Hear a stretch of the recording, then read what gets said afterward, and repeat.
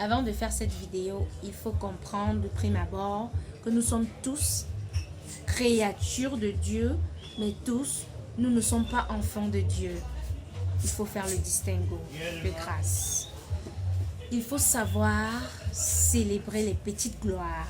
C'est de ça que je parle. Célébration des petites gloires. Voyez-vous, quand les gens entendent le Seigneur fait les miracles, le Seigneur fait les miracles, il y a des Thomas, il y a des personnes que pour eux, peut-être, elles demandent la voiture au Seigneur, elles demandent l'argent au Seigneur, elles demandent peut-être les enfants, le mari, tout ça. Pour elles, il faudrait que ça arrive, boum, comme les vendeurs d'illusions qu'il y a ici dehors. Ma chère, si tu es pressée, tu vas t'avancer. Si c'est précipitation que tu veux, tu vas t'avancer. Avec le Seigneur, c'est la patience, c'est la persévérance, c'est l'endurance. Les gens qui font les miracles avec la bouche et dans les secondes et dans les minutes qui suivent, il faut avoir peur de ces personnes. Ah oui, parce que voyez-vous, lorsque l'enfant est né, non, avant que l'enfant ne naisse, c'est une fécondation des spermatozoïdes et d'ovaires. Ça s'effectue dans le vagin de la femme. Et même le spermatozoïde, ça prend des jours, 3 jours pour aller jusqu'à la fécondation. Vous voyez, autant de temps. L'enfant prend du temps pour grandir, il a 9 mois dans le ventre.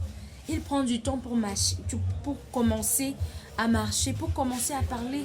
Tout ça, ça prend du temps. C'est pas en un jour que l'enfant, il est conçu, il est fécondé, et du coup il marche, il parle. Non, c'est étape par étape.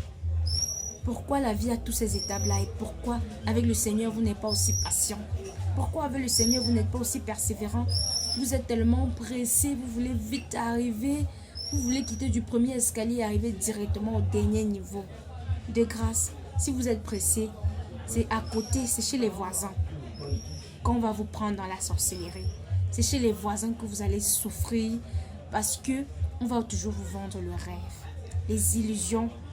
On va vous vendre la vaine gloire parce que vous êtes pressé. De grâce, apprenez à rester patient, persévérant, endurant dans la prière, dans la chasteté, dans la pénitence, dans la charité. Lisez la Bible. Si vous ne lisez pas, lisez la Bible.